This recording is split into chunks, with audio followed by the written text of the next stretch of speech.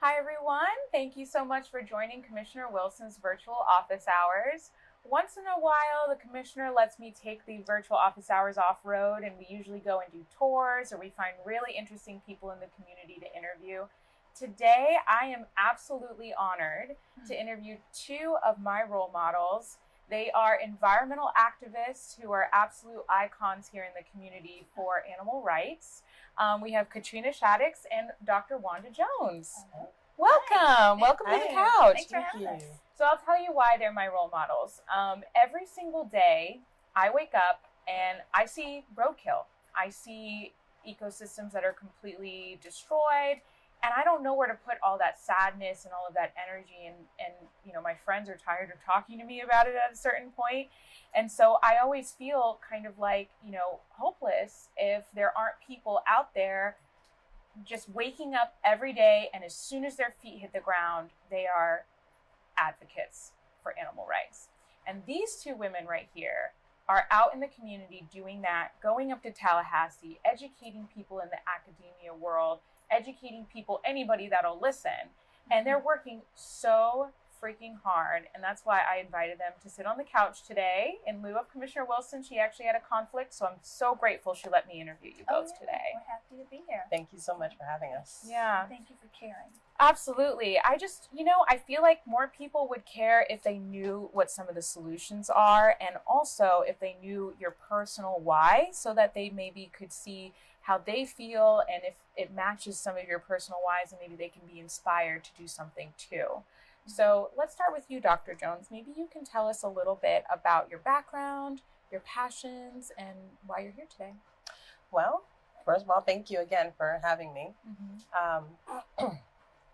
My background, essentially, I am a marine mammal biologist and a wildlife biologist, which is a rather unique combination because I don't even know if there's anybody else out there that has that title, that can claim those two titles. And it's essentially because of my educational experience. I graduated from the University of Florida with my graduate degrees, and I went into the field of marine biology and wildlife biology because I just love the outdoors. Right. I am inspired by it. I'm inspired by nature, the animals, trees, I'm really inspired by all of that. And so I was really blessed to have the opportunity at a turning point in my graduate career to meet a gentleman by the name of Dr. Thomas O'Shea, who was looking for a student who would be interested in working with manatees. And so it was kind of ironic because I actually went to look for him because I was interested in working on dolphins, and he had done a paper on dolphins. And so when I found him, he said, well, I actually don't really study dolphins.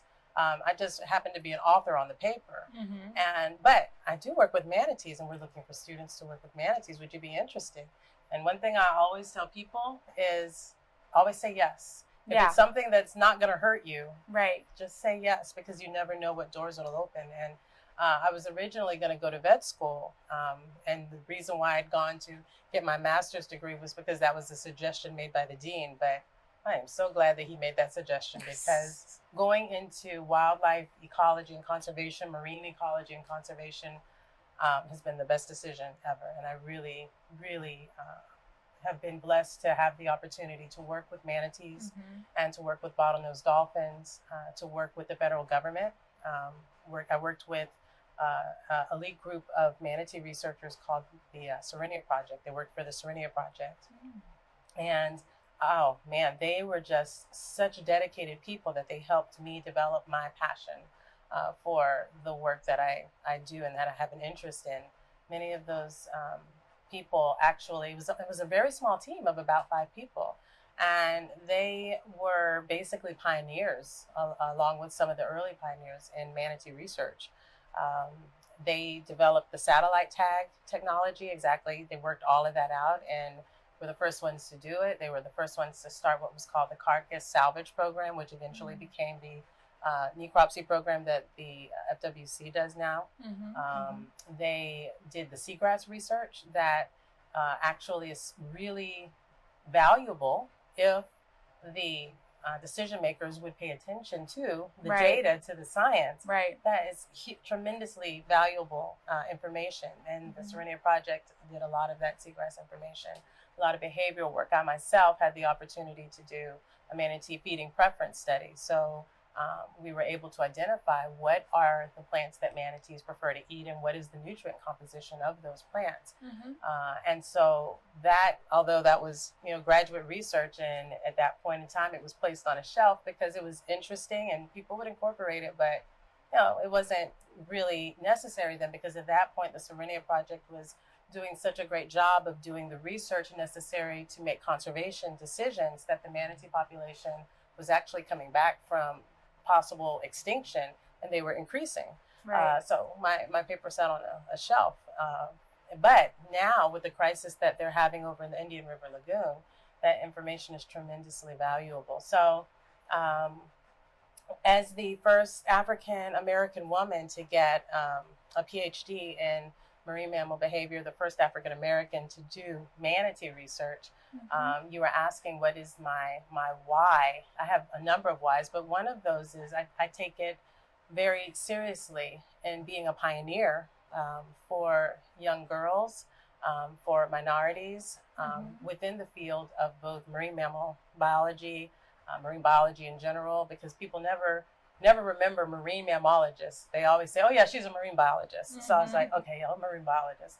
But also wildlife biology, because there are so few women, so few minorities in those fields, that I take the fact that I am I am the first, very seriously. And I appreciate having the opportunity to be able to interact with people, to educate people, and even this opportunity for people to be able to see. I don't know how many young people watch this, or how many college students watch it, or how many parents watch, that might say, hey, this is something that my child has an interest in.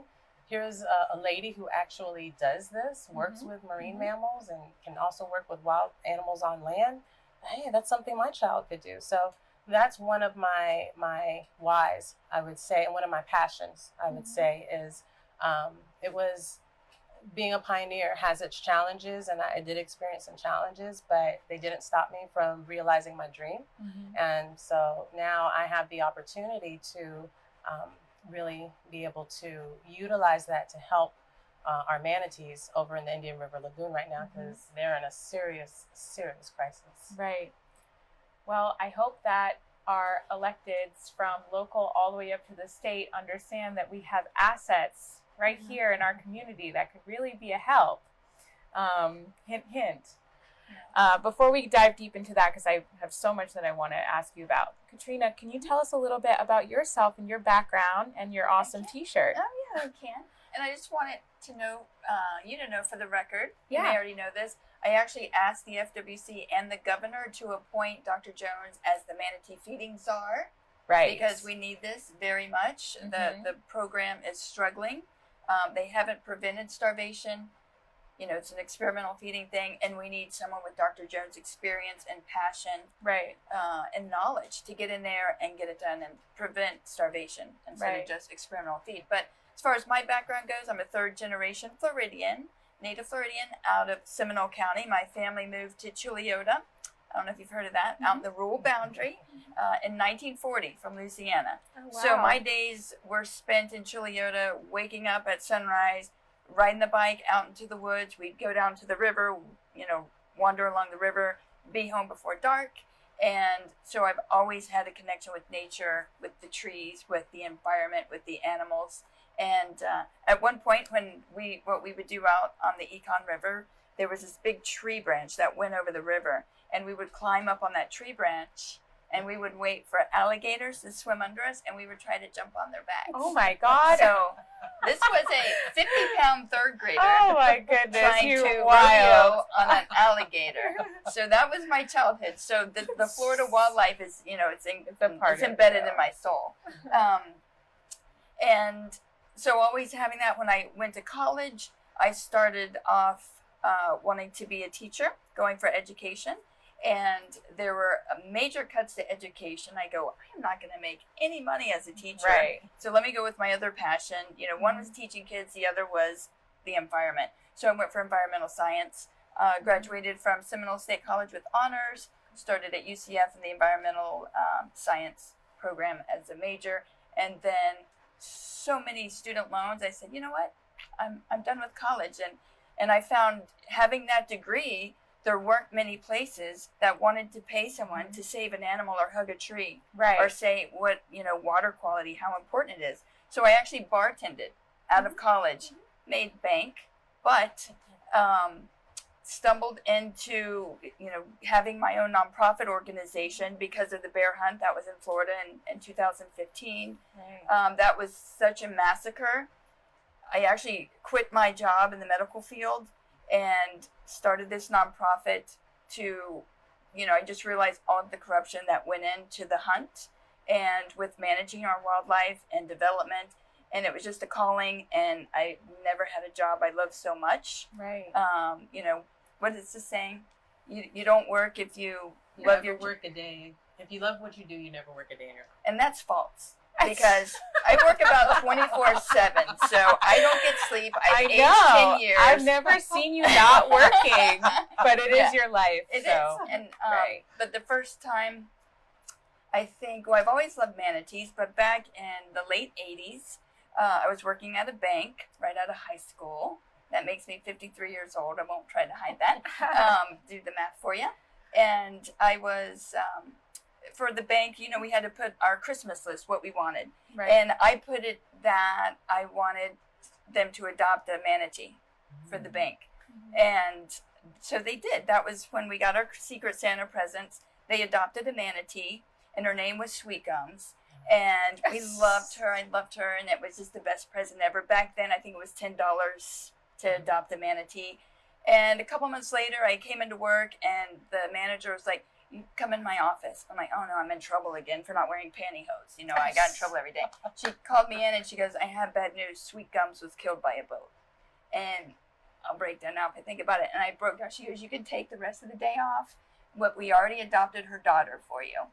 And that was like, my gosh, these animals are so imperiled, Right. and they're just the most peaceful, Sensitive. beautiful animals. And so from then on, it was just sort of, you know, I became obsessed and protective over all of Florida's wildlife. Right. And then this rolls around. You know, it's happening, it's totally preventable, but just the entire ecosystem collapse of the Indian River Lagoon that led to these starvation deaths, it all could have been prevented. It's something that so many of us were ringing the alarms about for the past 10, even 20 years. Right. And now they're paying attention because 1,100 manatees died, and the majority of those starved to death. And we shouldn't have to get to this point for Right. a federally protected animal to starve to death before lawmakers have the political will to do the right thing for the environment and the wildlife. So that's why we're here today. And I want to say one thing, I'm an expert at finding experts. And Dr. Jones and I have been working together for many years. And we actually, last year, we went on an aquatic harvester tour, which was interesting. But we were also on a lake that day, found fish that were floundering, dying in the water. We collected those, sent them to a lab, and they were so heavily concentrated with the chemicals that are used to kill the hydrilla and hyacinth, which are manatee food. Right. So we have state mandated poisoning, but we actually, I thought, and we haven't even posted all of everything that went into that, but that was a pretty significant adventure that we went on that, you know, goes right in along with what's happening to our water. Right. And the state mandated poisoning Right. of our ecosystems.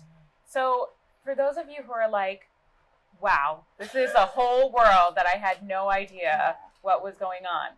So, I aspire to be like these women here because they are just fully engulfed in their passions and in their expertise, right?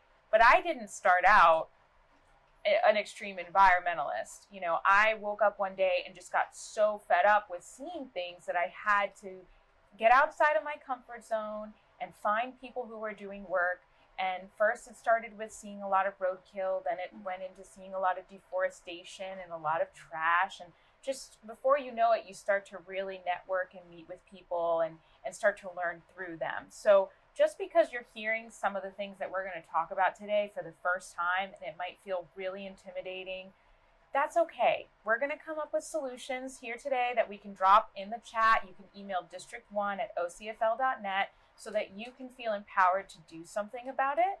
But please just use this opportunity to get to hear a little history about the problems, but don't let the grief of the weight of the situation make you feel debilitated, because it is a lot. I know I feel that way. I've had hundreds of interns throughout my career that have worked under me that have expressed their climate grief that, puts them in a hole of depression and what have you.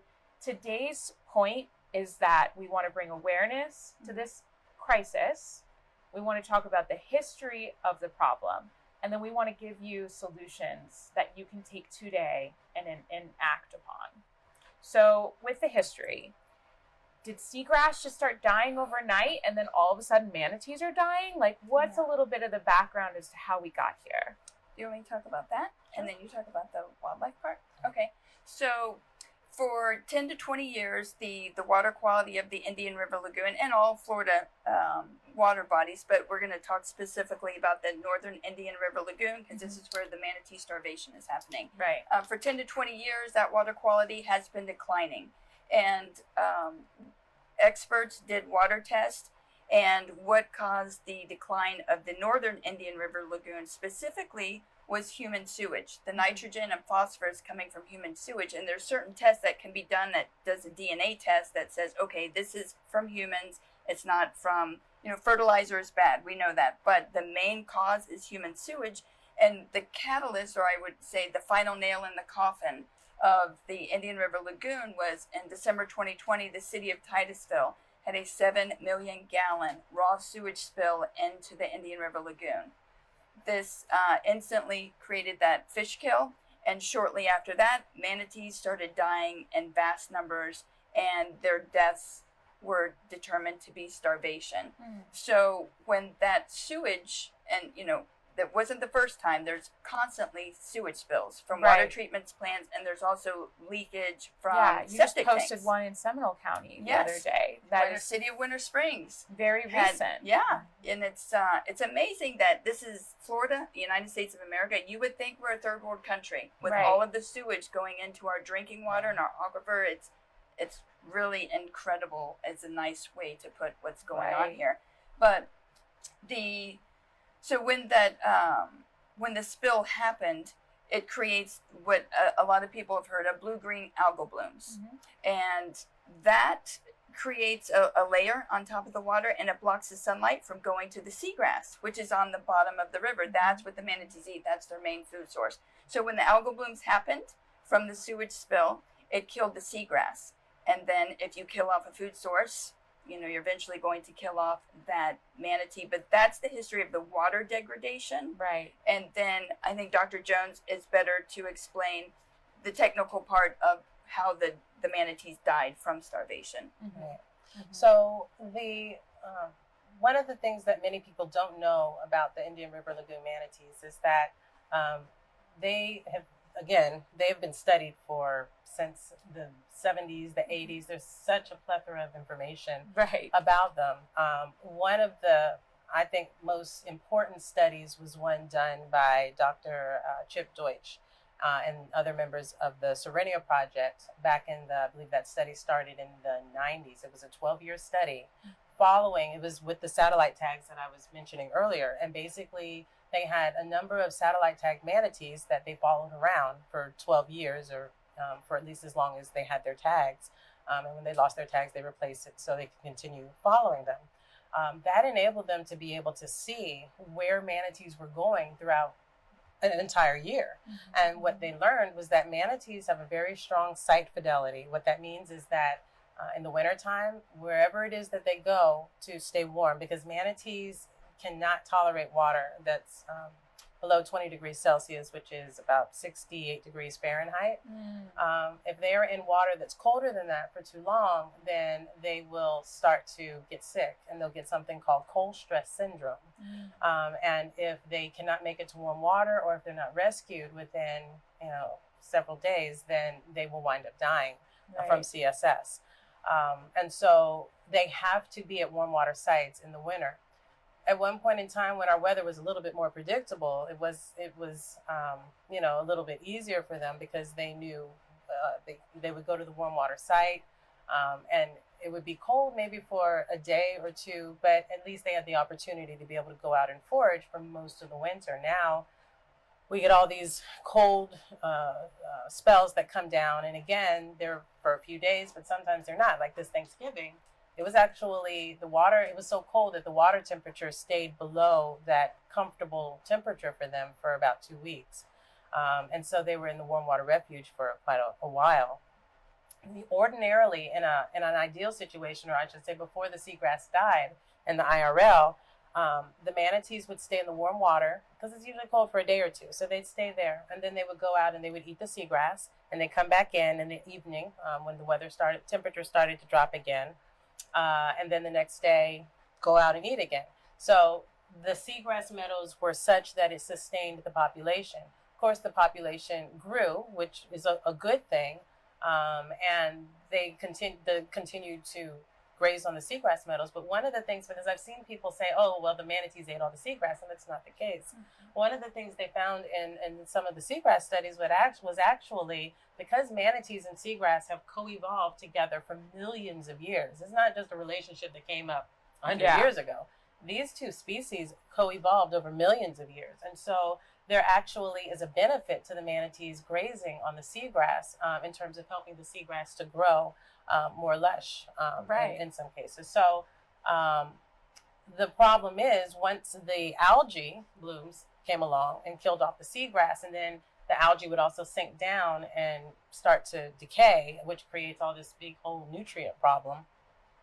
That caused a problem where the seagrass was dying off. It did rebound because this algae thing has been going on for since 2011, I believe. 2011, you get it.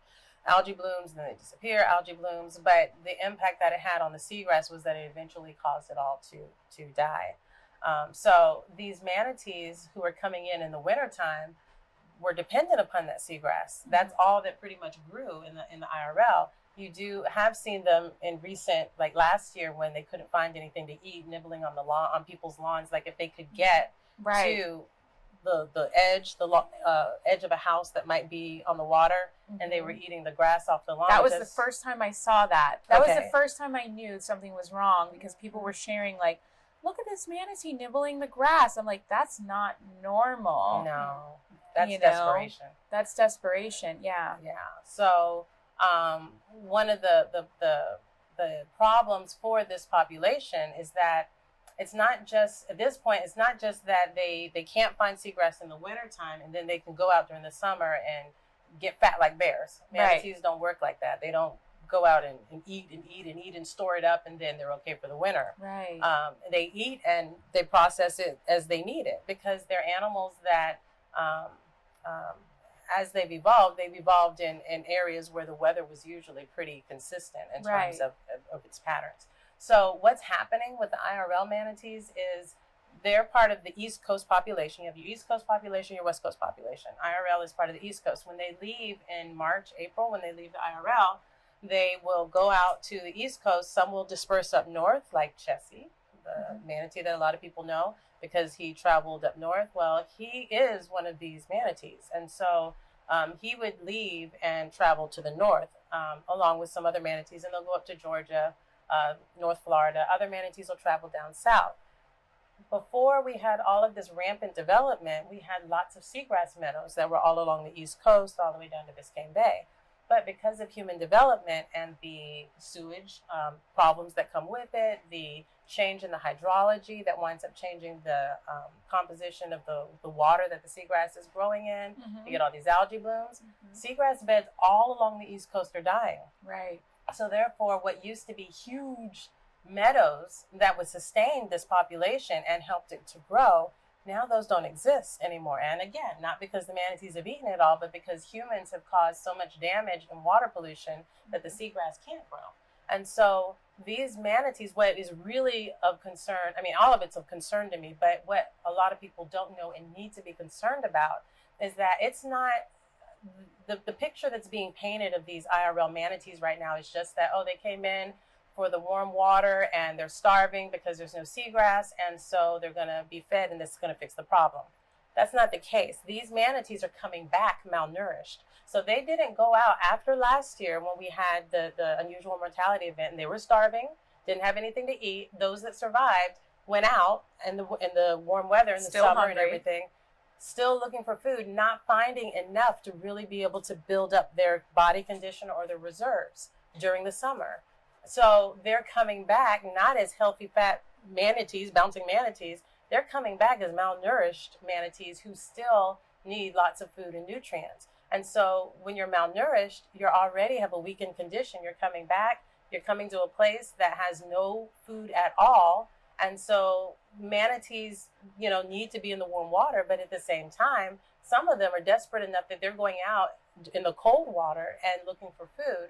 And if they succumb to the cold water, if it's too cold and it, shocks their system, Right. and they can't make it back to the warm water, then, if nobody's out there to find them, then they wind up dying. Right. They would rather try to find warmth than find food. Exactly. And then they become desperate. And they go out. And we have a very extreme cold weather drop happening this weekend. So I'm really do concerned. the math. Really concerned. Because you have animals that may be choosing to stay there in the warm water area. Right. Others, they're starving there. Right. And others that are choosing to go out in the cold and maybe making it back to the warm water, but Right. still starving because they didn't find anything, or just they're so weak that they can't make it back. And so that's one of the and they the can't really big reproduce. problems. So we're losing the next generation too. We're losing when you're happy and healthy and a little fat and a little warm, you're making love, you're Yeah. having babies. They're not doing that.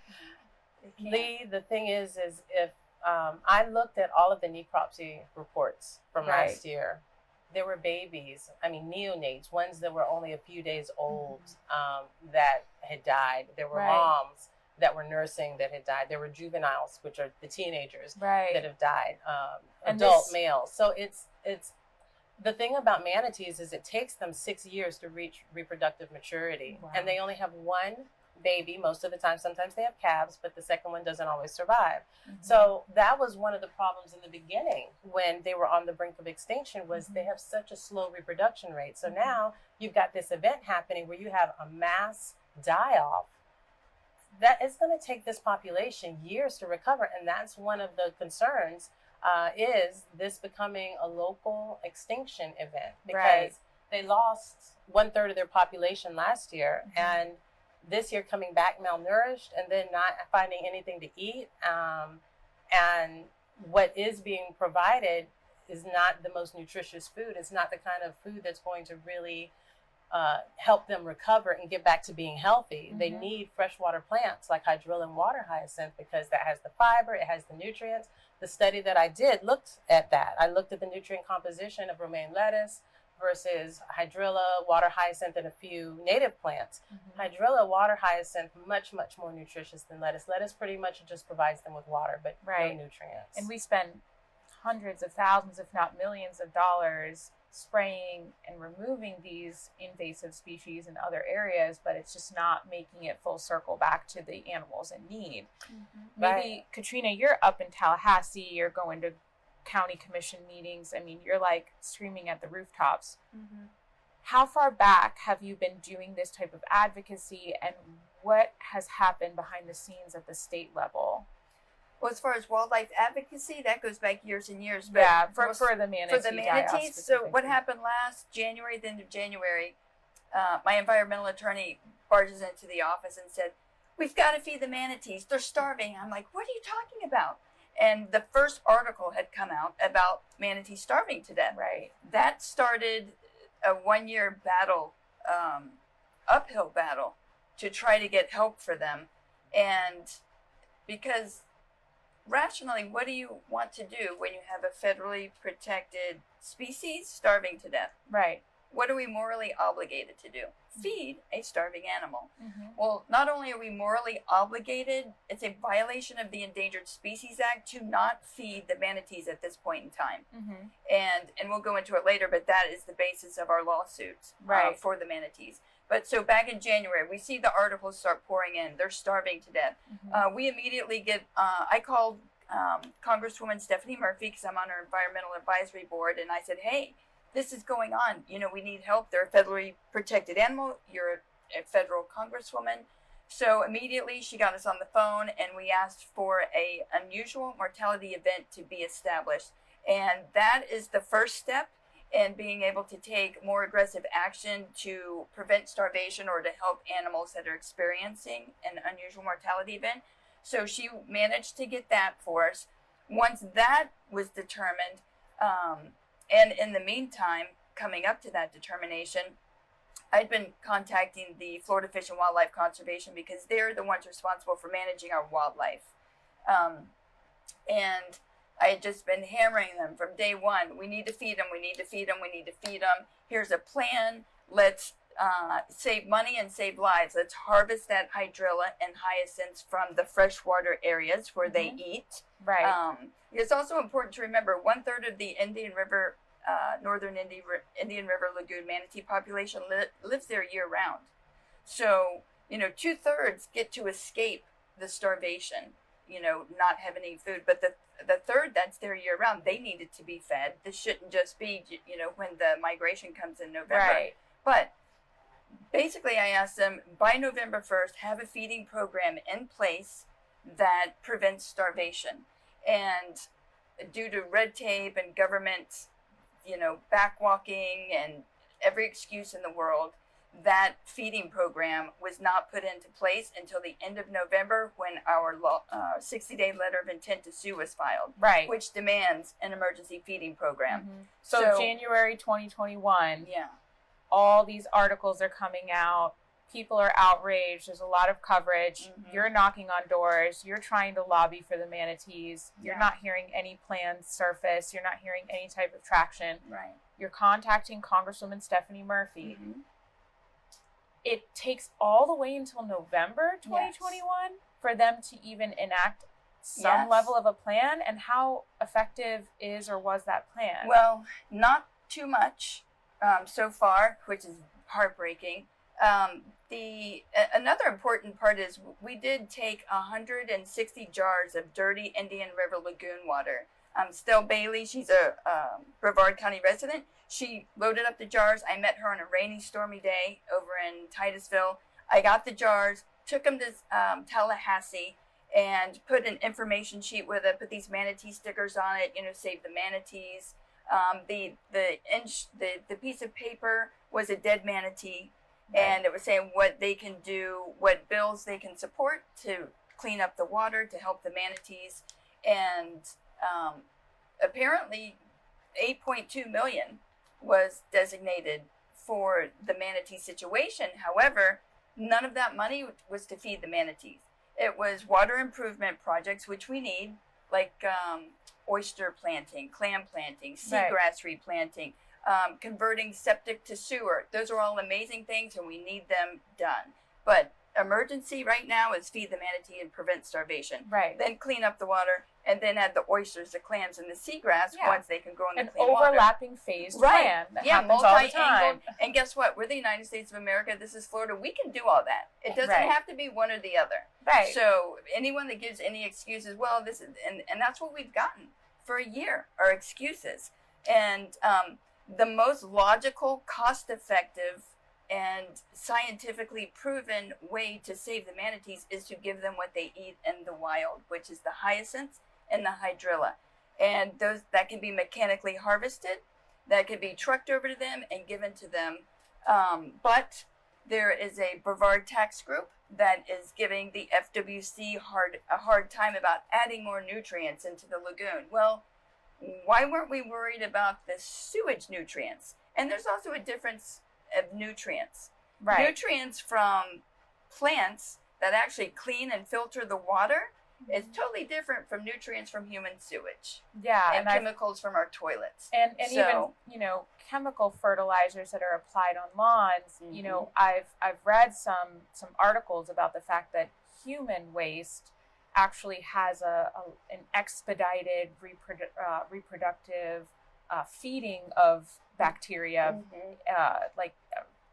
You're probably far more familiar, but it's way more fast for algae to grow in human sewage than in just nutrient, from nutrients from chemical fertilizers. Well, we are filthy animals. Right, right. And it's so concentrated. I mean, we're talking millions and millions and millions of pounds, abruptly put into water bodies from, one day of a failed sewage. And imagine all of the chemicals that we flush down the toilet, the prescription medications, right? Like you said, the fertilizer, the pesticides, the herbicides, Roundup, everything is going into the river. But the human sewage part, specifically in the Northern Indian River Lagoon, that was the final nail in the coffin. And I think it was I think it helped to get part of that 8.2 million. It's we need to, fix this water infrastructure. Okay. Convert. It's going to take years. Absolutely. It's going to take $1 billion and a minimum of 10 years to bring the Northern Indian River Lagoon ecosystem back to life, just in the Brevard County area. Right. So, what is it? An ounce of prevention is worth a pound of cure. If these city and county commissioners had not voted for overdeveloping these areas and changing the zoning and stressing out the water infrastructure and adding more septic tanks, we wouldn't be in this problem. Right. So,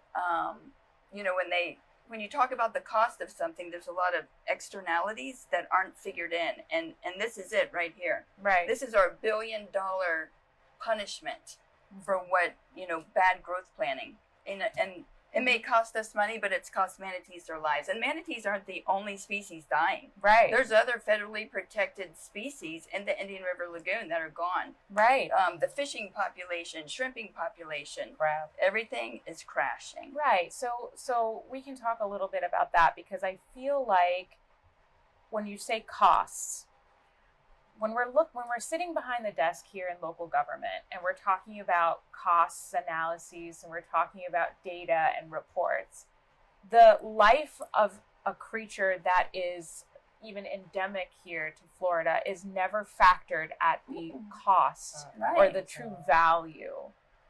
And all of the detriments that coincide with large die-offs, like the hit that businesses are probably taking from the lack of tourism, let's say.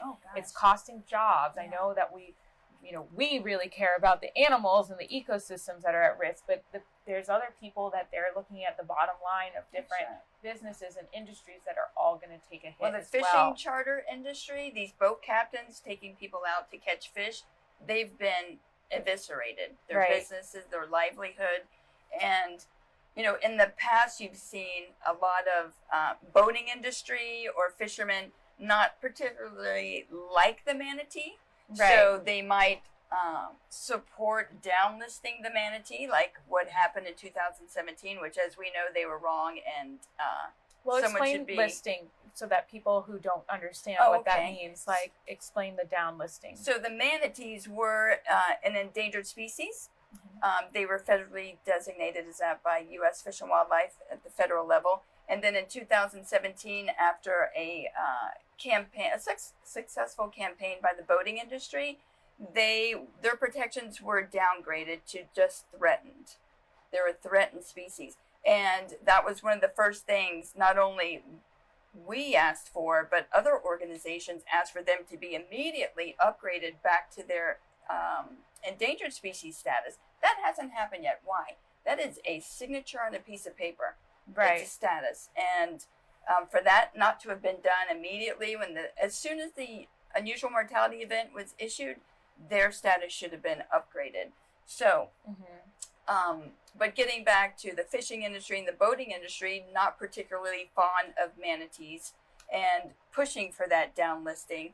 Now, I think they're starting to realize this animal that they really didn't like too much is going to be what brings their business back to life, what brings the Indian River Lagoon back to life. And if they don't get with us and fight with us on our side to get this water cleaned up and to feed these manatees, they're going to have to look for another job. Yeah. Because the fish are going to be gone. So people are... we're at a really important part in history where typically people that have been enemies in different arenas are now working together. And one fisherman even said it on one of my posts the other day. He's like, well, wouldn't this be something? The animal we all hated for years may be the only thing that saves the lagoon and our jobs. Right. So... One of the things I wanted to add to what Katrina was saying about the Brevard tax group that has pushed against FWC feeding the manatees anything, not even lettuce. They didn't even want them to feed lettuce. Is they are concerned. They say that it will increase essentially, I think they're talking about the nitrogen, basically what causes the lagoon to be polluted anyway.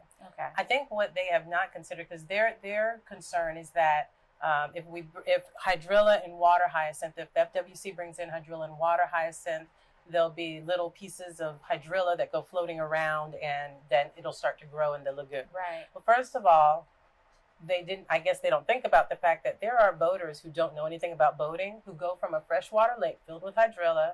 It's all wrapped around their prop. They load their boat, then they come on over to the lagoon and they put their boat in with the hydrilla still wrapped around their prop, and they're like, oh, hey, and then they just throw it in.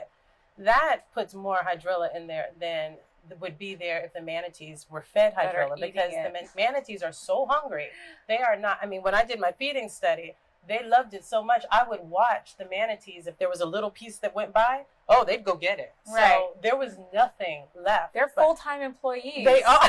To do invasive species control. They really are. They're your friends. They are. Free labor. Exactly. Free labor. So there would be no hydrilla particles floating around. Besides, even if there were, it's brackish water. Hydrilla doesn't grow well in brackish water.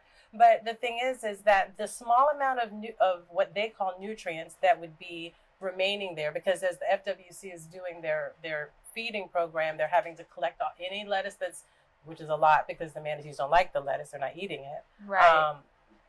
They're collecting it out to make sure it doesn't stay. But here's the thing. You're giving this wild manatee lettuce.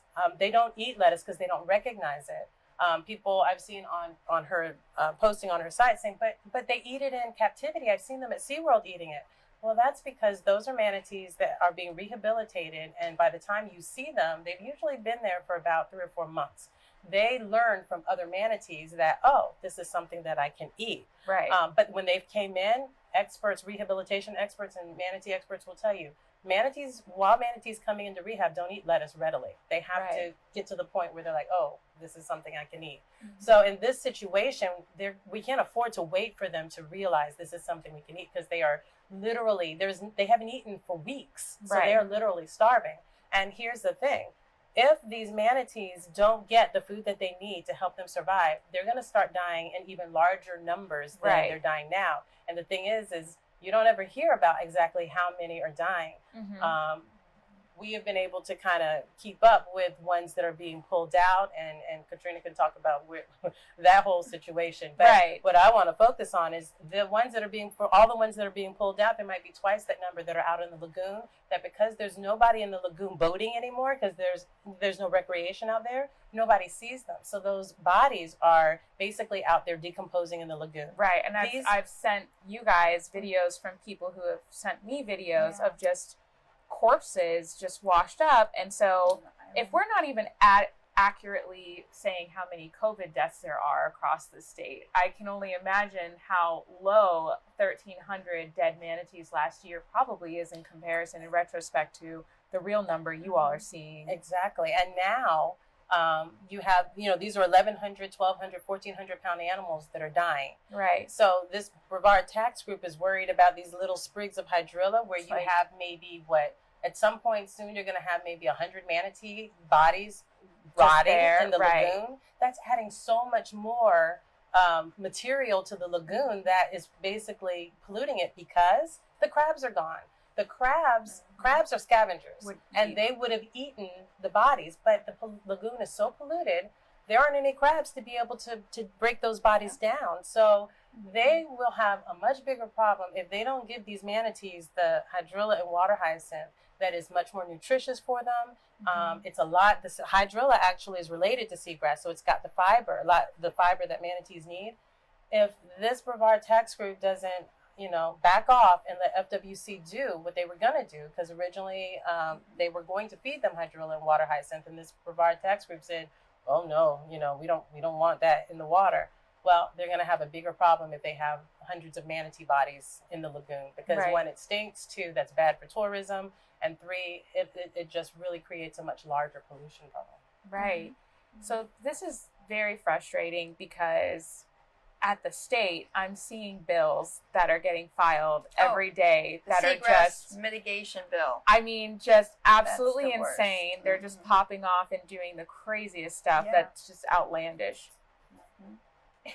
What are some good and some bad things that you're seeing come from the state level right now? The worst for manatees is the Seagrass mitigation bill, which whenever you hear mitigation in environmental or development circles, mitigation is bad. Mitigation is giving the developer, the destroyer, the polluter a ticket to destroy. Right. And then, so what they do is like, oh, okay, you're going to destroy this 100 acres over here. Well, give us $10 million, and then we'll buy this land 100 miles away and conserve it forever. And that's where, we're going to call it mitigation. Sounds You're like mitigating split up. the thing. Right, exactly.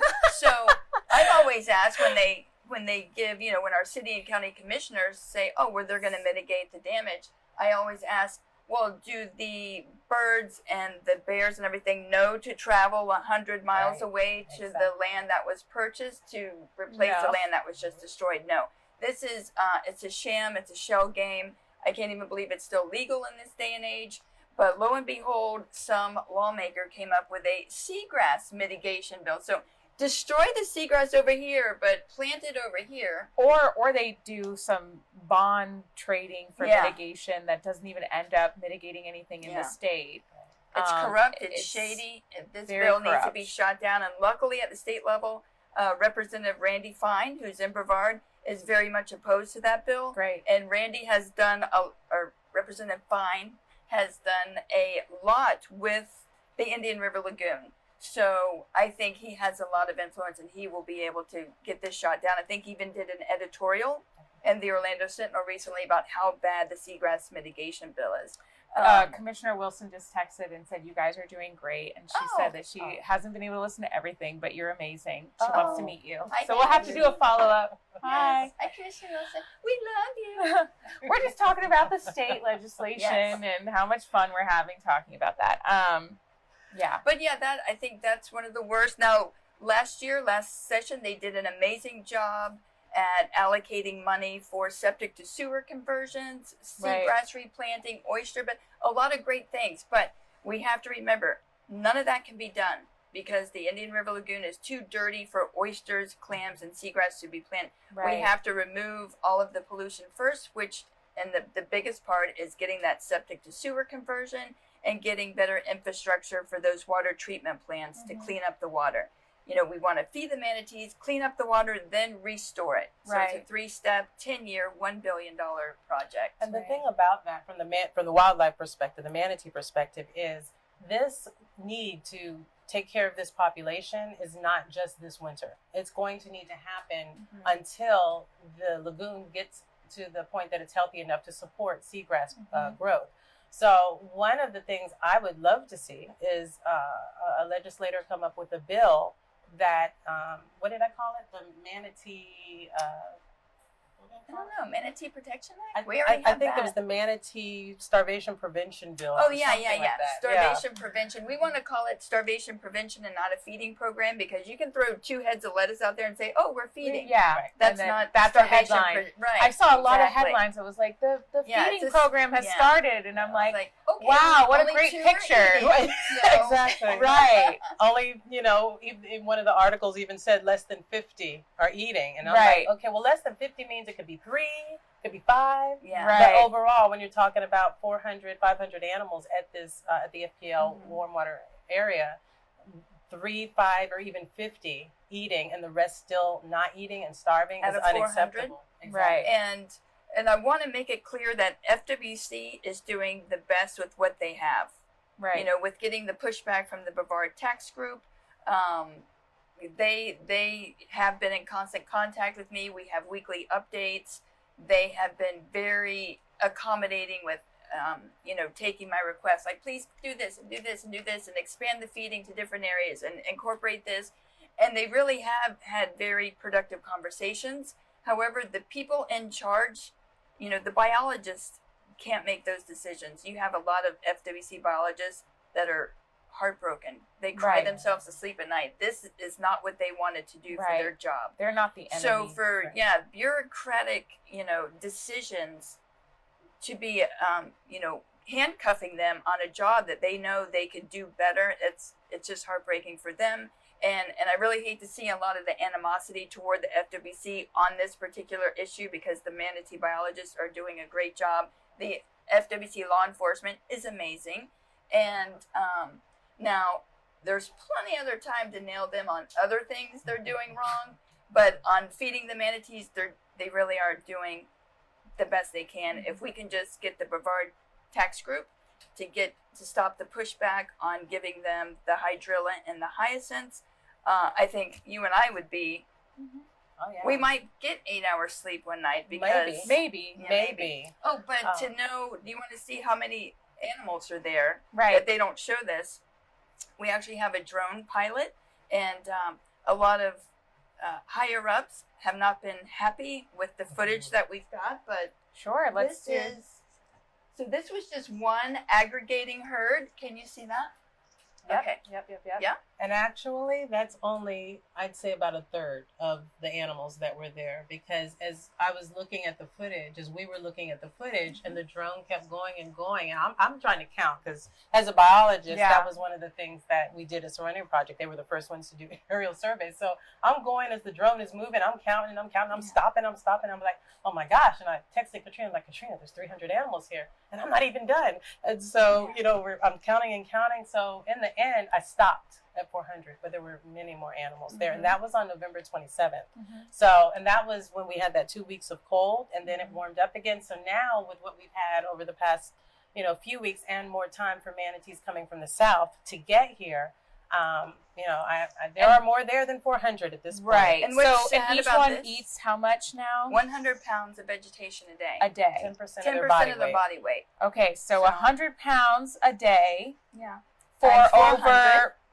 You said even probably more than 400 at Yeah. this point. So How we'll much has need- FWC actually allocated to their I don't know. I think program? like 1,000 pounds so far, but we need 40,000 pounds of vegetation a day to stop this herd from starving to death. Right. 40,000. And we're at 1,000 pounds, right. Which means, which isn't a day. That's just so far. Right. Yeah. So that's And we need something like 40,000 animals. a day. a day. Yeah. Yeah. So do that math. Okay, this is, and I hate to say it because I don't want to like fearmonger anyone. I don't want to, but this is what it looks like when an ecosystem is collapsing. Oh, it is. And collapsed. this is a canary in a coal mine type scenario where now we have a keystone species that is the face of Florida. People have these manatee hats and t-shirts with an orange next to it with a smiley face.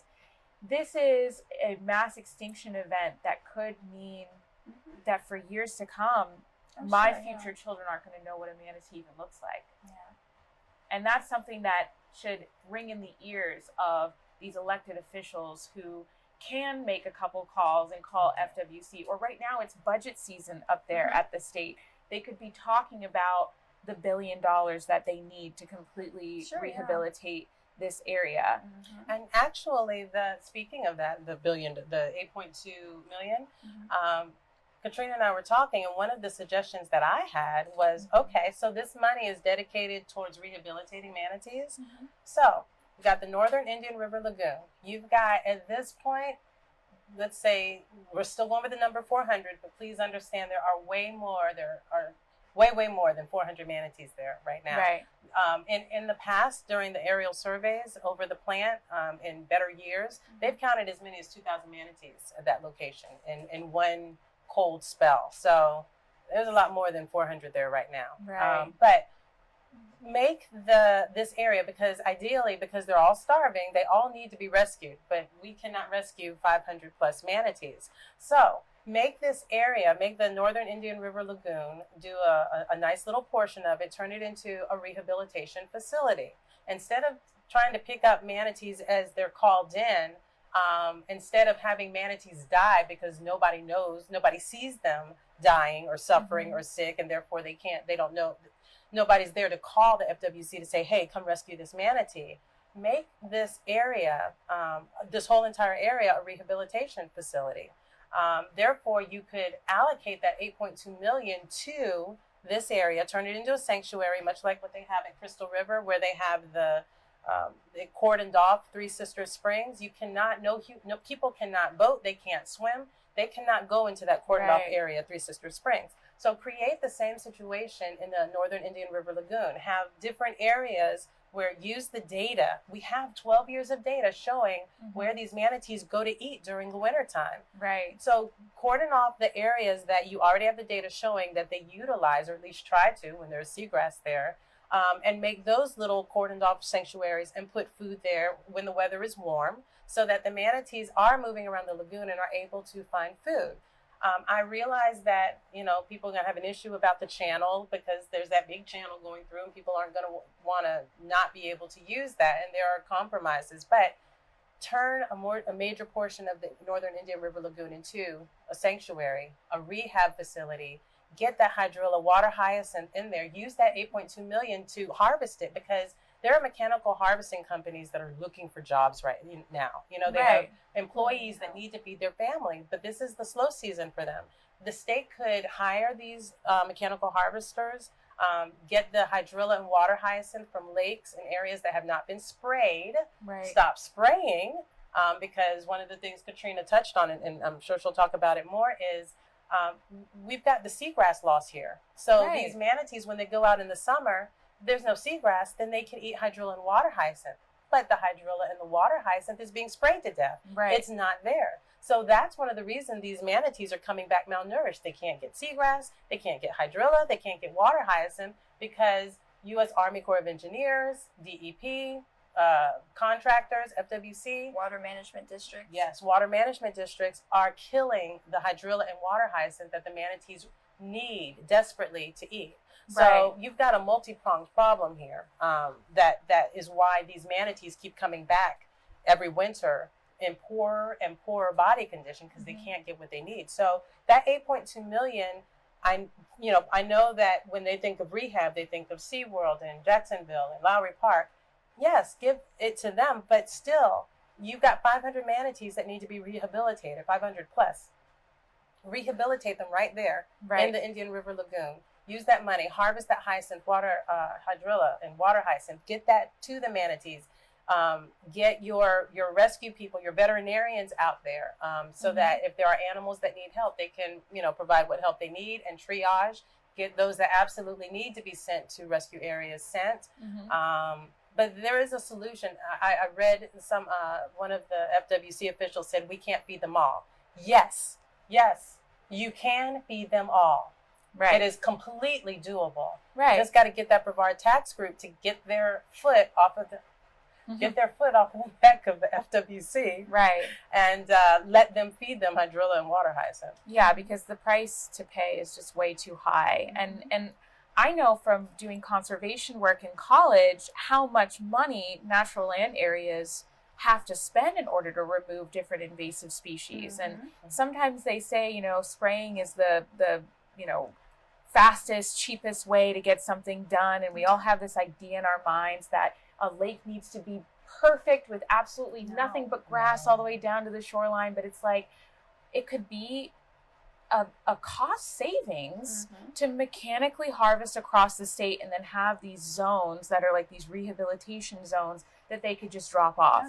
It sounds like it's a lot more work, but the spraying has a cost that's not being quantified either, because it's not just the manatees that are at risk, and it's not just the Indian River Lagoon. No.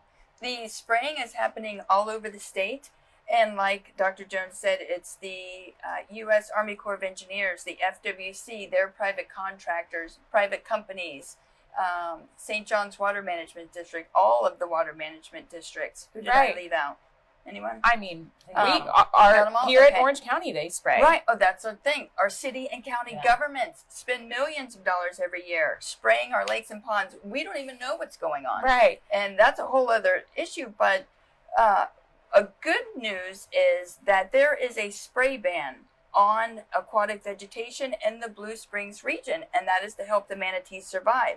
So when I spoke in December, what is this, January? Yeah, December, I went into the Panhandle and spoke at the FWC Commission, thanked them for finally getting that feeding program going, and reminded them, and they didn't know about this, they didn't know there was a spray moratorium in the Blue Springs region on the aquatic vegetation to help the manatees survive. And I said, if we can do that for the Blue Springs region, we can do that for manatees in the entire state. And at this point in time, to poison the food of the manatees is a violation of Section 9 of the Endangered Species Act. And if you're poisoning an animal's food, you're poisoning that animal. Another violation of the Endangered Species Act. So there is probably going to be a lawsuit about this because they just will not enact these moratoriums. It's so easy to do the right thing. Stop spraying. Save $17 million a year by not spraying chemicals. That's just the cost of the chemicals. Right. That's not the cost of the wildlife that is dying, the people that are getting sick with cancer and dying and respiratory illnesses, that no one can figure out. The snail kite is another federally protected animal. They're dying off in droves because the poison is going on the aquatic vegetation that holds the snails that they eat. The bald eagles are dying from it's a diquat, is a specific chemical that's sprayed on the aquatic vegetation that the fish live in. So when the eagle catches the fish that's been contaminated with the poison from the aquatic vegetation, then the bald eagle dies. Right. And there are several studies now that we have plenty of ammunition to go after the spraying industry or the sprayers. There's also a scientific paper stating that manatees are the best invasive weed managers on the planet. There's also a study stating that the majority of manatees tested have glyphosate in their system, which is the deadly ingredient in Roundup. I'm sorry if I'm smiling, Why? but What is it? we just, we're looking at our fertilizer ordinance right now. It's going to come back for a public hearing on February 8th. So if anybody come out and speak to the board, literally exactly what you just said, I think that's a perfect script to read to the board. Okay. We had a stakeholder meeting. I'm going to laugh out loud because it was just unlike anything I've ever heard. Okay. And I don't have a PhD, but I thought this was the most ridiculous thing I had ever heard. Okay. It was actually Drew, our videographer. It was one of his first days, and he was just flabbergasted. Where some of these landscaping companies and big time sprayers were all there listening to the updates in the language of this ordinance. Okay. And one gentleman literally said that it was because one of the algae blooms that he had experienced around a community lake was because a bunch of birds had moved in and they were pooping so much in the water that they had to use fireworks and pyrotechnics to get the birds to leave. And then the water quality was great ever since. And he said that the community had never seen anything like it, and the community had just been there forever. Oh, no. And I was holding on to the side of my pants so tight that my knuckles were like turning white. And I just have to say, because the work that you all are doing, it's not easy. Like, you all are coming at it with a very technical approach, with a very scientific approach. We have to listen to the scientists. We have to respect the law. We have to try and push policy to correct these wrongs that are very human-centered wrongs.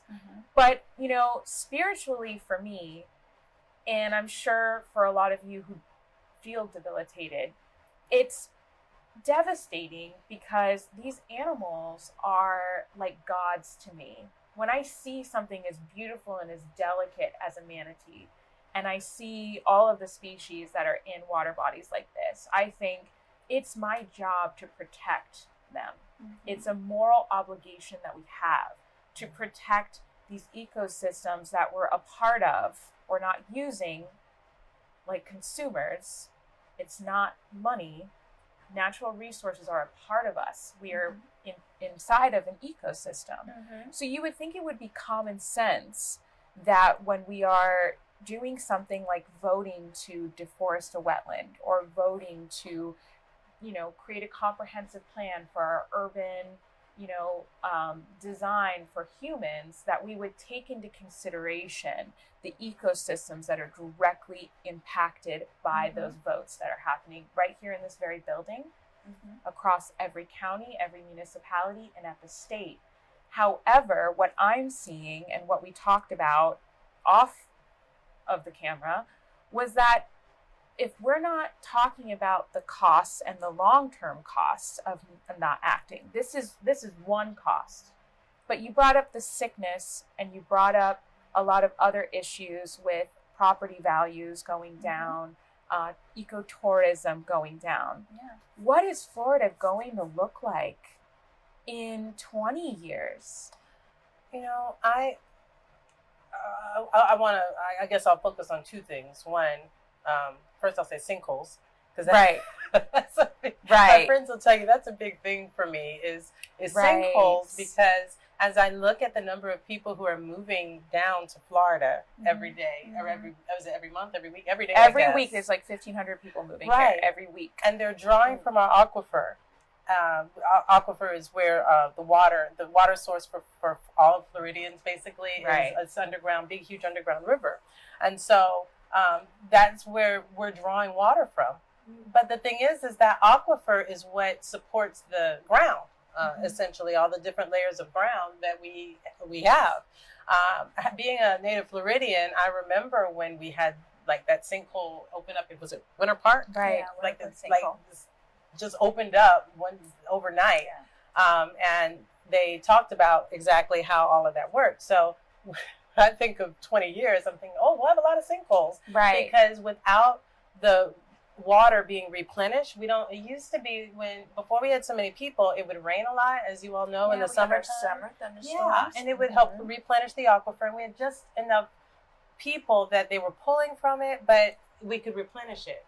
But in addition to the people, now we've got companies like Nestle and one other company that have been allowed to bottle water out of our aquifer, and they're shipping it out of the state. So that's an additional, that's billions of gallons they're taking. So that's an additional removal. So basically our aquifer that used to be here and the ground was here, now our aquifer is here, the ground is here. This is empty space, which means as you put more and more weight on top, that's very porous. Exactly. So it's going to sink. So that's one of the things I think about is we're going to have a lot more sinkholes, which concerns me because that means people in buildings are going to, anyways, that's a different conversation. Right. Getting back to the IRL and what is that going to look like in 20 years? I would love to think that it would be back to what people who've lived there for years have told us, how beautiful it was, how clear the water was. I would love to see that. But the thing is that if something doesn't change, it's going to pretty much look the way it is, except it'll be worse. In terms of you were talking about people and the value that they don't place on the environment. I think the IRL is a perfect example of how people are intertwined with nature. Because you had people whose livelihoods depended on, as Katrina mentioned, depended on the lagoon, the fish, the crabs. The seagrass was essentially the foundation upon which much of that ecosystem was built upon. It didn't just feed sea turtles and manatees. It provided hiding places for baby fish so that they could get big enough to be able to eventually reproduce and make more of whatever their species is. It provided a place for crabs to be. Crabs are the scavengers that help. They're like the vultures of the ocean. They clean up the ocean and recycle it, and their poop goes out, and it helps, provides nutrients for the seagrass, good nutrients for the seagrass. So you had all these people, the people who took charter boats out, some of the fish that are out in the ocean. They swim in, they lay their eggs, their babies live in the seagrass and grow big and then swim back out to the ocean. There are so many ways that different ecosystems are tied to each other. Humans I'll say humans that live in cities, urban areas. People who live in rural areas are a bit more close. They have a closer ties to, like Katrina was talking about when she grew up. Right. You know, they have closer ties to the environment, and they have they have a better appreciation. In the city, we are removed from that, and we're not taught in school anymore about the importance of the environment or our relationship. When you talk to indigenous people, they continue to pass down the knowledge from their ancestors of how important the relationship is between humans and the environment. So the problem is that it's not indigenous people who are running the government, who are making the legislation, who are making the decisions that wind up impacting the environment. So when it comes to the IRL, you know, you've got issues with them wanting to put more of the concrete up, so you get walls, which so then you wind up thank you, seawalls. It's so crazy. That's bad for seagrass. Let's solve our environmental problem with more development. Well, let me tell you something that Seminole County's doing. There is a big problem with one of our Black Bear Wilderness area. Is a wildly popular place for Europeans to come in and hike, and Orange County residents. And it's a great trail, obviously in black bear habitat, and there's a dirt parking lot that's small. Well, Seminole County is currently tearing down trees of the Black Bear Wilderness area, which is a Seminole County Natural Land Program property. Where I got my start in my career was right there. There you go. And we paid, Seminole County residents paid to buy certain parcels of land and protect them forever and make them accessible to us for hiking, just like Black Bear Wilderness. Well, instead of doing something like what Three Sisters Springs does, when you're in the city, you buy your ticket to see the manatee, you get on a trolley, it takes you to the park entrance, there's no cars allowed in, only bicycle and foot traffic, and the trolleys are allowed to go into the park. They don't need a big parking lot. Seminole County is destroying trees. They are ripping up trees to expand the parking lot to accommodate people who don't live in Seminole County. You know, at least charge admission to the park. At least, you know, I suggested get a trolley system. Have everyone meet at the Publix 2 miles away, and it'll save the carbon exhaust from, you know, polluting the air of the residents who live right there. But I said, when in the world has the problem of too many cars ever been answered by cutting down trees? I just can't believe that this is where we're at in 2022. Well, not to mention that, like, even we went to the Oakland Nature Preserve recently, and just their little parking lot to go into park, they lost like 3 gopher tortoises this past year because people are coming in too fast to come and visit. And so, you know what I'm saying? Horrible. So it's just keep cars as far away from the protected land as possible. So in close, I would love to do 2 things. I would love for you to give us a quick rundown of these photos, and then I'd love for you both to give us some action items, some key takeaways for those who are watching on what they can do. So maybe a little rundown of some of these photos. So all the way on your left, maybe the camera's right. That is a vulture sitting on a dead manatee carcass that's floating in the river. Trigger warning. Sorry. This manatee died recently, last week. This is one of the manatees, one of 7 that was pulled from the river in 48 hours at the Port St. John's boat ramp, which is right next to where the experimental feeding area is. We just posted this today. Okay. You guys wanted to. So 7 starved manatees in 48 hours next to the experimental feeding center. So that's some crazy stuff right there. And one of the things I want to point out is because of I wasn't physically there, but I suspect these little spots you see here could be the beginning of cold stress lesions. The very, very beginning. The cold stress syndrome starts off with lesions first, and then they get even worse. And so I'm not sure, but it's possible that that's what you see there. So that would be an example of a manatee that was desperate enough to leave the warm water area. It was so desperate to find food, it went out into the cold water in spite of probably its instinct. Its instinct to eat food was even greater than its instinct to stay warm, and that could have, contributed both to are its a death death. sentence right now. So Exactly. So sad. The painting back there is a painting that Bear Warriors United, as my nonprofit, commissioned a local artist, Sarah McMillan. And it's sort of what's happening in Central Florida. You'll see the environment the black bears, the sandhill cranes, Florida panther, bald eagle, indigo snake.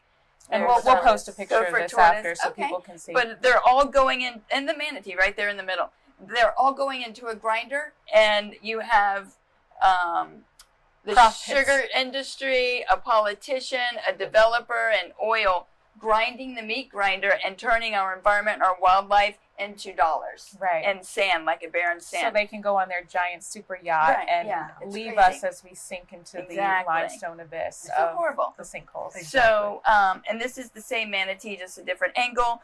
These were 2 manatees that were loaded up on the same day. So we've had a rash of starved manatees pulled from the lagoon. This is the one we showed earlier, November 27th. This was part of the aggregating herd at the FPL experimental feeding site before they had food. This was November 7th. I asked them to have a feeding program November 1st going. They did not. Mm-hmm. So these are starving manatees right there. Right. The 7 that starved to death are probably from that herd. And what I was going to say is the sad thing about these manatees, they ended up in a landfill, in the Brevard County landfill, because there's nowhere to take all of these dead bodies. We are dumping federally protected species on the brink of extinction In silence. at our landfills. And they're even having to do makeshift necropsies, which are animal autopsies, at the landfill. Our drone pilot got pictures of them, with the manatee cut open. You can see her insides. They're having to do these things that should be performed in a lab and tissue samples taken. They're having to do makeshift autopsies because at there the are landfill. so many dead manatees It's just Right. that they horrible. can't get them all to the lab, And they're dying so fast. These are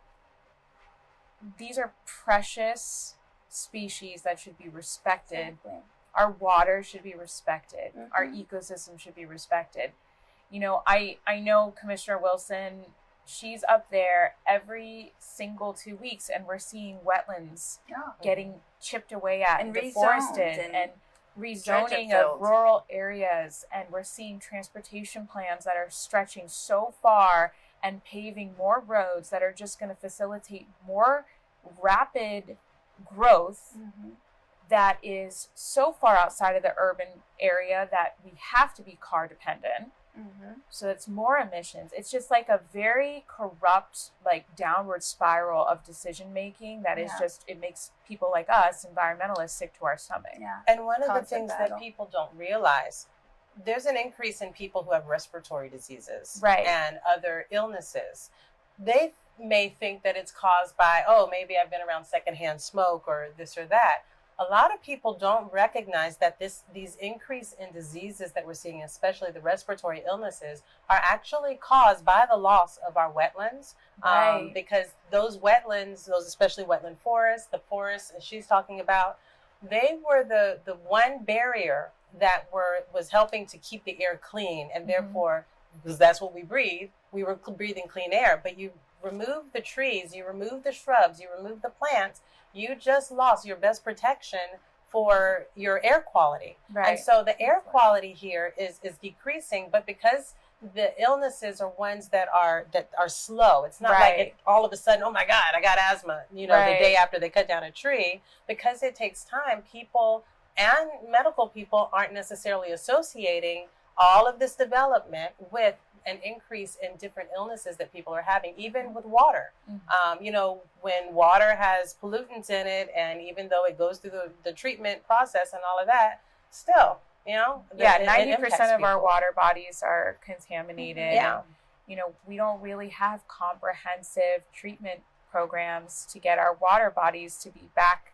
The standards are so low that we just, I have to say, since we're going to close out with some action items, number one on my list is please register to vote. Please make sure everyone you know is registered to vote, because we can't simply default to our elected officials. We have to make sure that people with progressive ideas, like having rigorous water restoration programs across the state and expanding on our standards for water quality, as an example, we need to get people like that in office who are going to wear that like a badge of honor And right now, there's just so much secretism, and it really feels like, Commissioner says this all the time, we need to check the contributions and literally make elected officials wear a jacket that has the logos of all the people that like race car drivers. To see who sponsors them. Yeah, so tell us a little bit about what websites we can direct people to and what they should be doing. Well, we have a new website. It's called stopthestarve.org. Is it .org or .com? I don't do techie Try stuff. both. Yeah. Stopthestarve.org. I think it's .org. And so we'll be posting a lot of Dr. Jones's scientific work, a lot of the things, like we just spoke at the city of Titusville, asking them to pass a spray moratorium and to pass a moratorium on development requiring septic. So we'll be posting a lot of our calls to action that people can do and get involved at their local level. And getting involved at the local level is the most important. Go to your city council meetings, go to your county commissioner meetings. That's where the development changes are taking place. That's where development gets approved.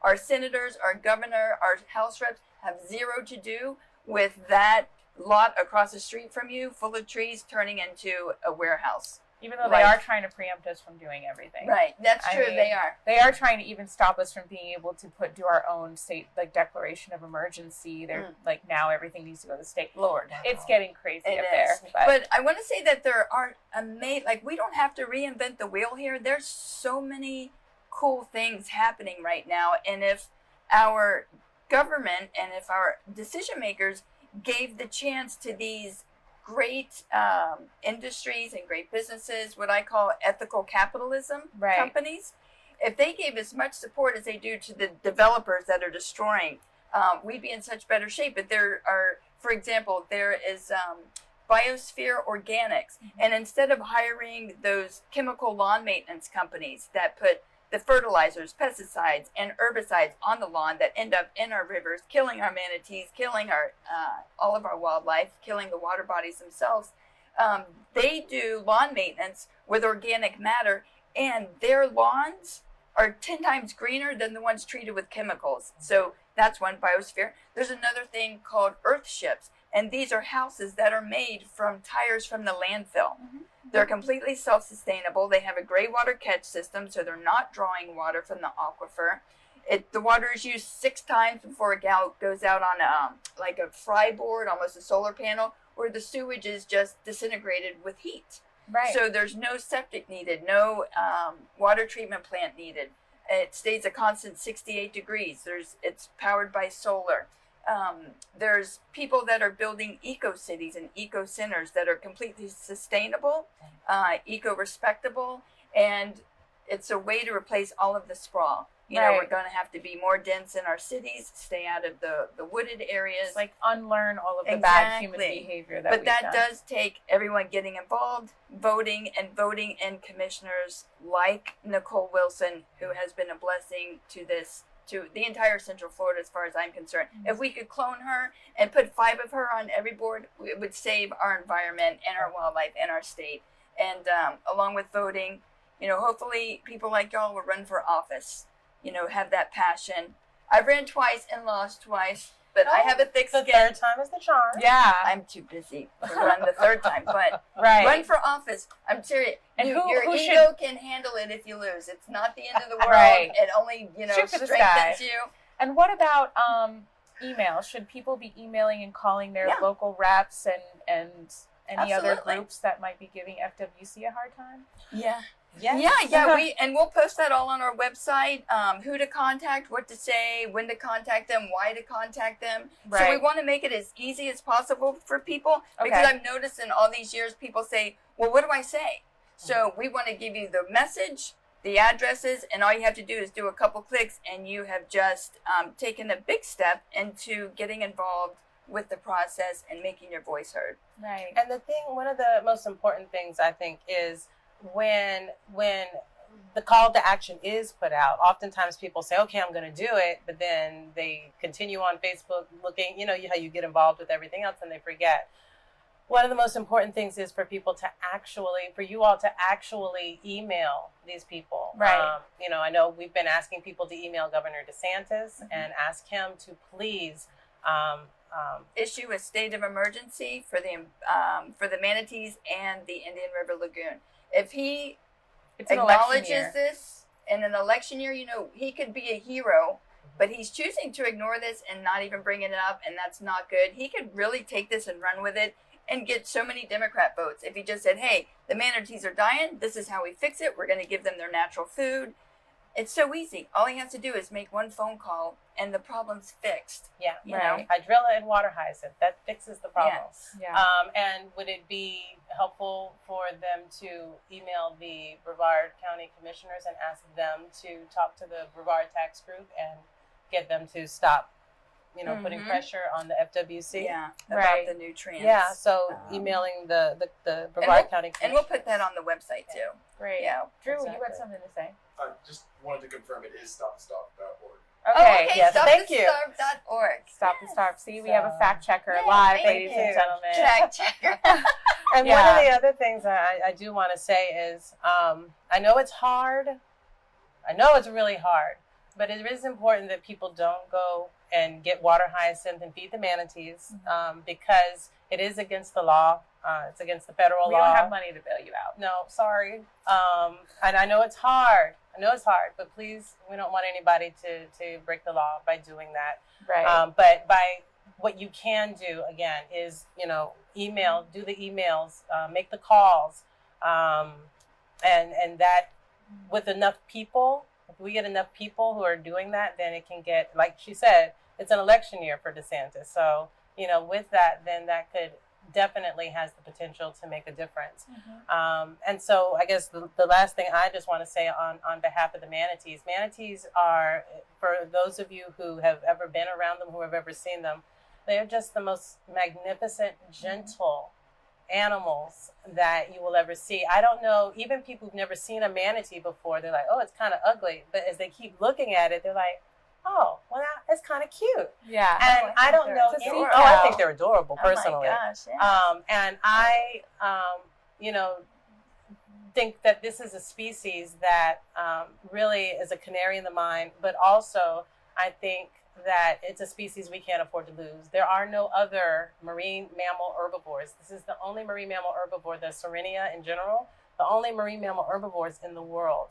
Florida is lucky enough to be the home to one of only, is it 5 species? Amazon, West Africa, the dugong. Now we got some in Puerto Rico. So yeah, 1, 2, 3, about 4 or 5. We're lucky enough to be a state that has one of these unique marine mammal herbivores, and we really need to cherish that. Right. I realize there are people out there that, the nature is no big thing to them. Right. But if you don't choose to care about anything else, I do ask you, please care about the manatee, because these animals are just so important to the ecosystem. And the other thing is what's happening in the IRL.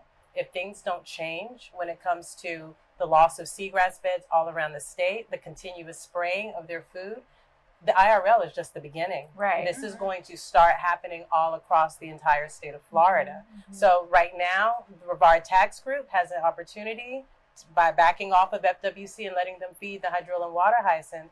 They have the opportunity to be the heroes here and help us figure out how to help the manatees here so that we can help the manatees all around Florida. Because otherwise, you're looking at a domino effect where this species, between that and the red tide and the boat strikes, we're looking at the animals. I mean, they have recovered from close to extinction. It took them, let's see, I think they were placed on the ESA back in the 80s, maybe late 70s. So it's taken them 40 years to get to the point where there are a little more than 7,000 animals, manatees here in the state. But in just 2 years, we're about to lose, we lost 1,100 last year. Because these animals came back already starving, we're looking at twice that number. So, That's even counted and yes, reported. so it's 1,000 for the whole state, 370 for Brevard County. You double that, that'll be over 1,000 animals in 2 years lost just in Brevard County. And then you add whatever else are lost in other places, we might be looking at a loss of 3,000 manatees. So we had 7,000, 3,000, 7,000 in 40 years, and we lose 3,000 in just 2. Right, half and then 2 years. they're not reproducing, so It's we're gonna- not. Yeah, it's going to take them a long time to come back. Right. So I think that's one of as a scientist, one of my take-home messages is we have got to stop this crisis in IRL because, again, it's not just about this population. It is, but you got to understand that we're looking at a local extinction event in the Indian River Lagoon, but that may extend to being a overall extinction event for the entire species around Right. the state if things don't change. Right. And can I say something? Yeah. For those people, because there's a lot of people out there that don't care. They Yeah. don't care about the manatees, the water. They don't make the connection that it's all connected. But what they do care about is their pocketbook, their checkbook, the money in their bank. And by increasing the industry of mechanical harvesting, we can create jobs, stimulate local economies while saving the manatees Right. and the other animals. So there's money to be made here. And also with development, the main cause of all of this is overdevelopment, irresponsible development. And if we give incentives to developers to build these eco-cities and eco-city centers, say, okay, no impact fees for this developer because they are doing everything completely 100% sustainable, or giving, there's a way to monetarily incentivize saving our environment and the wildlife. And that can be done. It should be done. And that gets the other half of the people who don't care about the manatees. That gets them. And it could possibly be that private businesses and the private industry is what's going to save our state and our wildlife, because look what the government's done. Right. And on top of that, to add to what she's saying, with the mechanical harvesting, and for all you fishermen out there, when they spray, it kills the fish too. Right. I'm sure fishermen have noticed Or you put that in your body when you eat it. Oh, yeah. Well, yeah, you would eat the not fish, eat and now any it's in fish your from body. any body water No, in Florida me neither. ever again. But not only does it get into the humans, well, it gets into the fish, then it gets into the humans. But the thing is that the fish die. When you mechanical harvest, for whatever fish are still there, they haven't been caught by the fishermen because the fishermen couldn't get their hooks through the hydrilla. So fishermen, there's some really big fish out there in these lakes that are just waiting to be caught. So if The lakes that haven't been sprayed. exactly, the ones that haven't been sprayed. So by mechanical harvesting, that benefits not only the manatees, it benefits the fishermen, and it benefits that recreational industry, that tourism part. Right. So there are so many benefits, so many win-wins to mechanically harvesting hydrilla and water hyacinth out of these water bodies. Don't spray them, mechanically harvest them. You have food to feed the manatees for the next 10 years till we can get the IRL lagoon back on its feet. You've got fishermen who are happy because now they're able to catch fish. You leave some of it there because the baby fish got to have somewhere to hide so that they can grow. But it really helps in terms of the fishing industry. Boaters will now be able to speed to their fishing spot instead of having to go through the hydrilla in the lakes, not in places where manatees live. Don't speed in manatee zones, No. just in the lakes where they don't live. But it will enable them to be able to have, they can go do what they want to do in the lakes, move faster, catch lots of fish. Manatees are fed, they're surviving, not going extinct. You've got an increase in money going to the FWC because of the recreational fishing license. It's just a win-win for so many different people, groups, and ultimately for the manatees that are starving right now over in the Indian River Lagoon at the Florida power plant, and the other little areas, Haulover Canal, DeSoto Canal, Bears Cove. Bears Cove, so many areas. Yeah, I've definitely seen that a lot of things that we do as humans are kind of backwards or just an absolute waste. Because we do mechanically harvest in areas, and then all of those invasives just end up in the landfill. Like, we just need a long closed time loop. ago, they used to feed them to the cows. They would Right. harvest the hydrilla and they'd put them on the land. The cows would eat them. So this was done so much better years ago before, the chemical cartel got their hooks in us. I like that chemical But cartel. and we'll post all this. We'll post the solutions. I've even had one developer call me and say, hey, I just put an application in to do a development. You're not going to like it, but if it gets approved by the commissioners, I want you to help me make it as environmentally responsible as it could be. What if every single developer called me or a true environmental org to ask their help for making these eco-cities? My God, why isn't this being done? Why aren't these developers being rewarded for doing a good thing. Right. And then cut out the bad players, reward the good players, and let ethical capitalism save our state and save our wildlife. So, ladies and gentlemen, you heard it from the source. Go to stopthestarve.org. Vote this primary season, and also in November for the primary elections. Make sure that you email all of your elected officials, if you can, all of them across the state, and let them know that this is a crisis and that you care and that you're paying very close attention. You can also go to NicoleWilson.org to sign up for our newsletter, where we'll be pushing out a lot of this information. We'll be sharing information on both of these incredible activists here. And we'll probably even be doing some tours and continuing to update you on the status of the feeding program with FWC. So thank you both Thank so you. much. Appreciate It was it. nice. I know this is a hard thing to talk about, but the fact that you all made the time to come here and beg people to, know about this issue and to do the right thing, it means the world to me, and I'm sure it means the world to Commissioner Wilson as well. Well, we thank y'all. Like I said, if we could clone y'all Yes, we and would. put you in all of the county commission seats, what a better world it would be. It'd be a great Florida. We're going to need a lot of help. We're going to need a lot of clothes and a lot of wine. Yeah. But thank you all so much, and please tune in next week. We will have Valerie Anderson from the Friends of Squiddo coming to speak. And so definitely come and tune in. And thank you all so much. All right. Thank you again. Thank you, everyone. Bye. Thanks.